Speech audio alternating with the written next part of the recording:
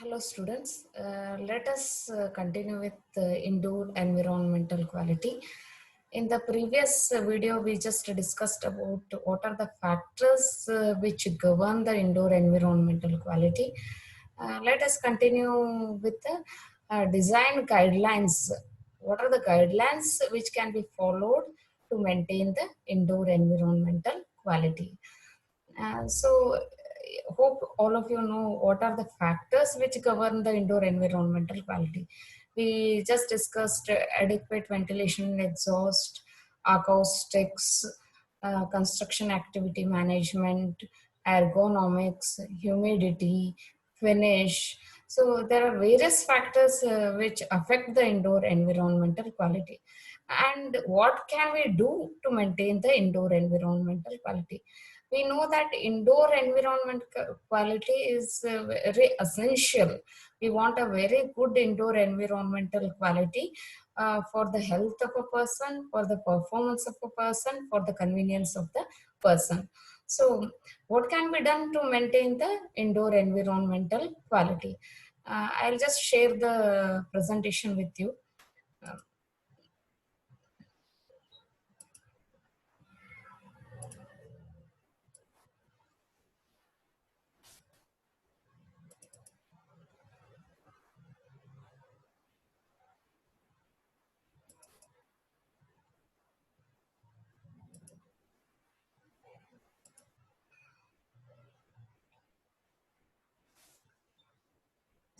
As I said, indoor environmental quality is very important for the building.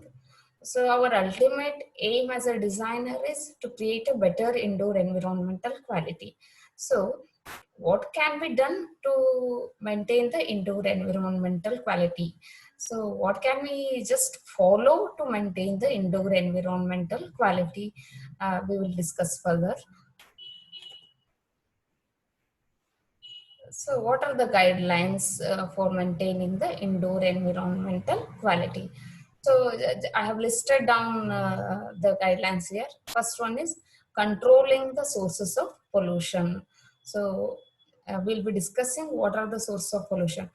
So, indoor air quality, in the indoor environmental quality, one of the factor is indoor air quality also. We want a better air, unpolluted air in the indoor.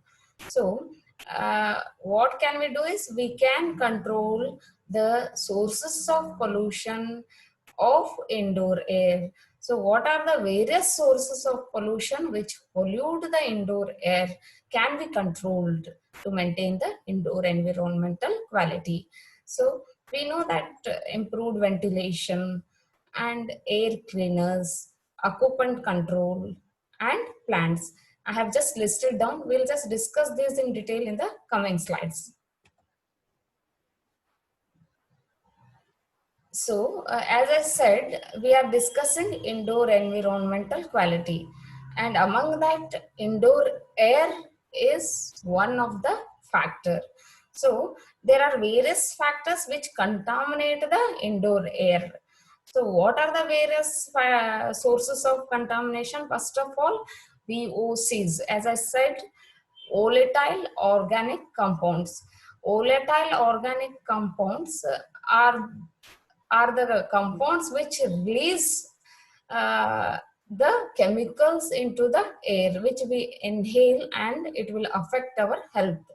So the materials which we use, for example, the adhesives, paints, and the pesticides, uh, many other things, perfumes, they contain VOCs and they release chemicals into the air and which we inhale. So we should avoid using such materials, and whatever pesticides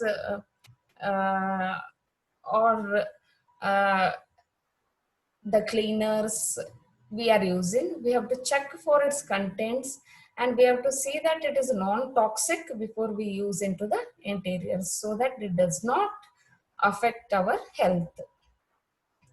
And the second one is the construction activities.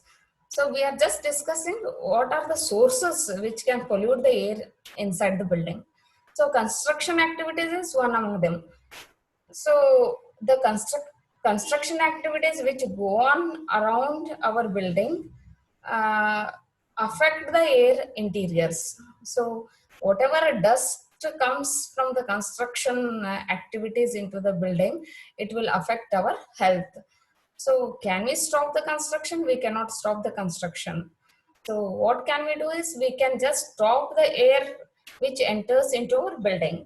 So we have to close the windows, doors or the openings which are there, so that the dust does not enter into the building.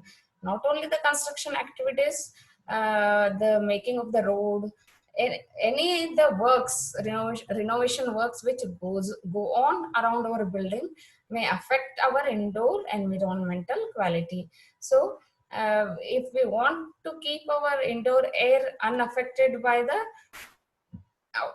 outside construction activities, we have to stop the air which enters into our building from, so dusty air which enters into the building.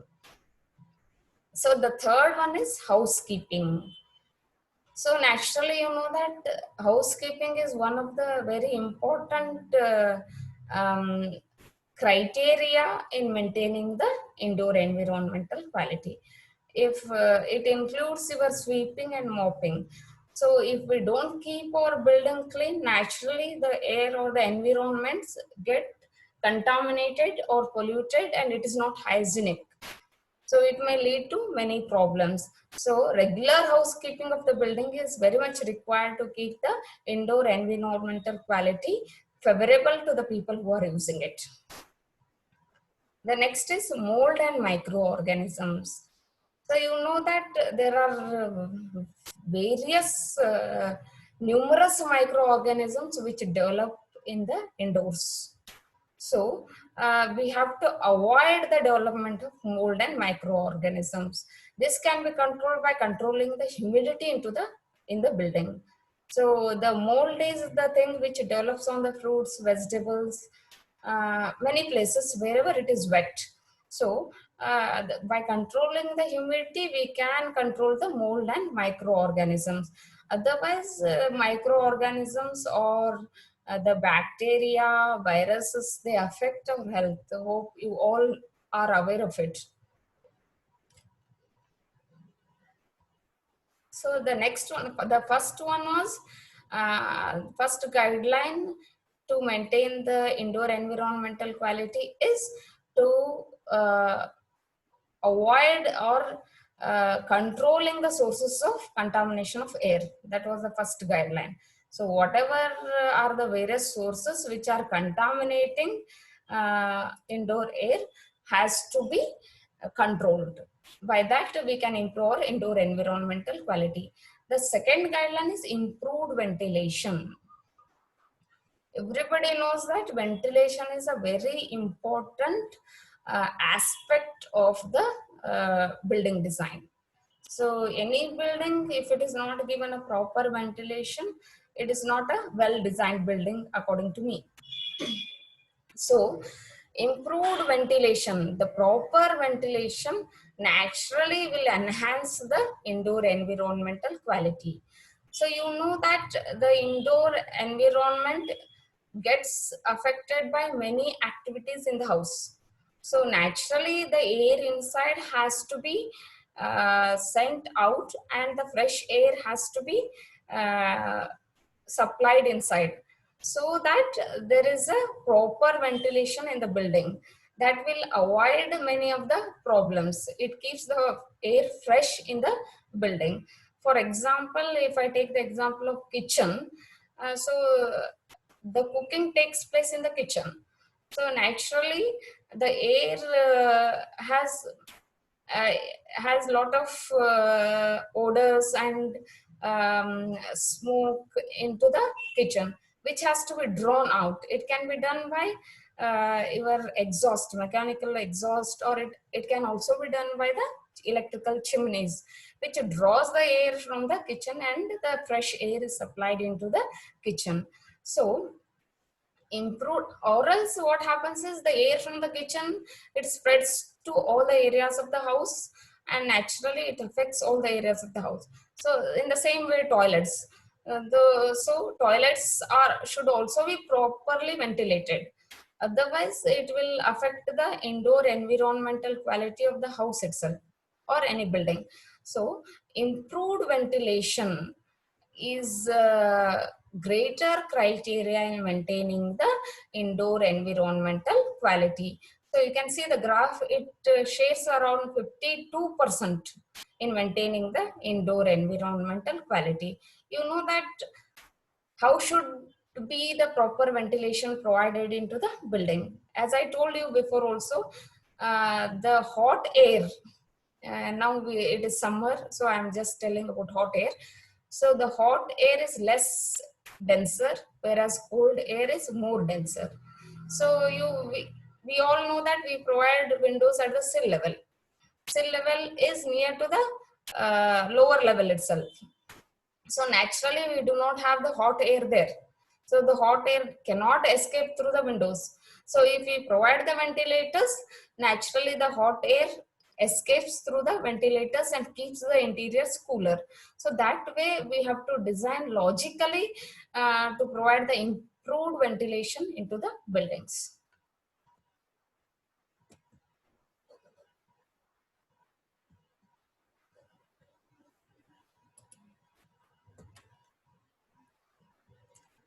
So as I told, the first guideline was controlling of the sources. Second one is improved ventilation. Third one is air cleaners. So these are the devices which clean the air in the interiors. So whatever suspended particles are there in the air can be removed by using the air cleaners. Air cleaners can maintain the quality of the air inside to some extent. They may not be able to remove the gaseous contaminants, or they may not be able to remove the bacteria, but the suspended particles in the air, the dust, can be removed by using the air cleaners, and this can be adopted to keep the air cleaner inside. So next design guideline is occupant control. So in the building, what happens? What is occupant control? I'll just tell you. Occupant control is the people who are using the building, or the users of the building should be able to control many of the things in the interiors. For example, they should be able to control. They should have a thermal control.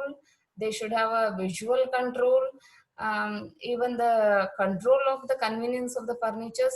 So if there is a provision for the occupants control, the interiors becomes more convenient. So the slide says workspaces should be designed to allow for occupant control over the lighting, thermal comfort, many other things. So naturally, if you take the example of centrally air conditioned buildings, some of them are very much affected by the ACs.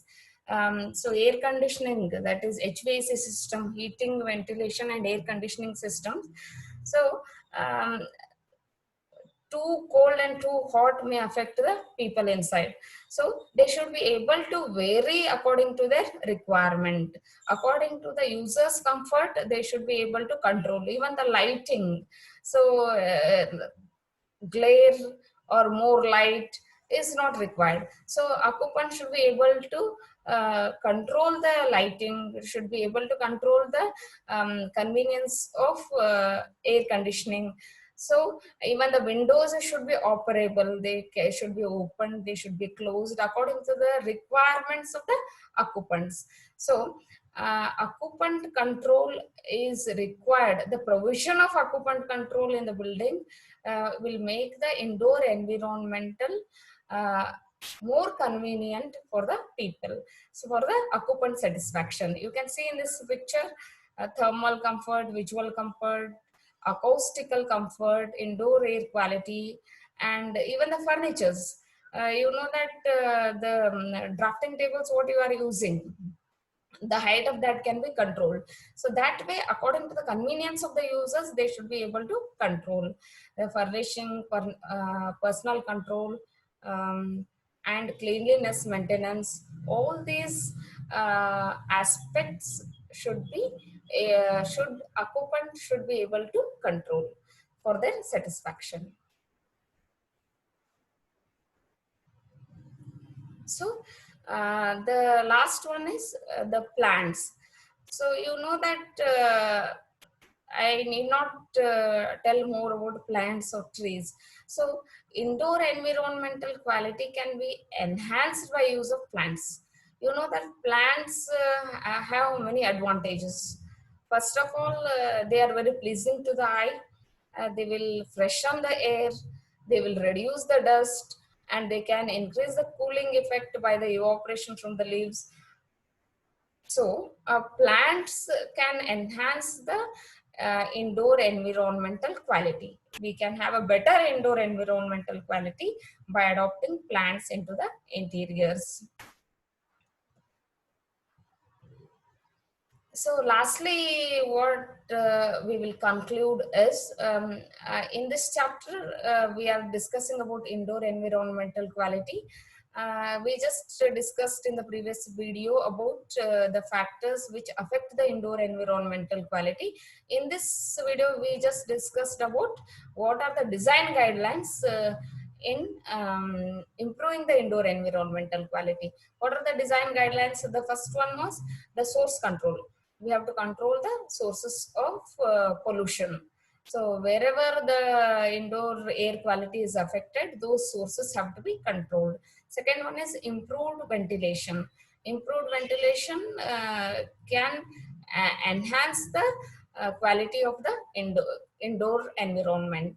Your air cleaners, the plants. So all these can enhance the indoor environmental quality. So depending upon the question asked, you should be able to answer in the examination what are the factors and what are the design guidelines in maintaining the indoor environmental quality. So we are ending with the video now. Um, so this ends your chapter, indoor environmental quality. This was a very small chapter, so I had taken it first. And many of you were absent in the class when I was taking this class.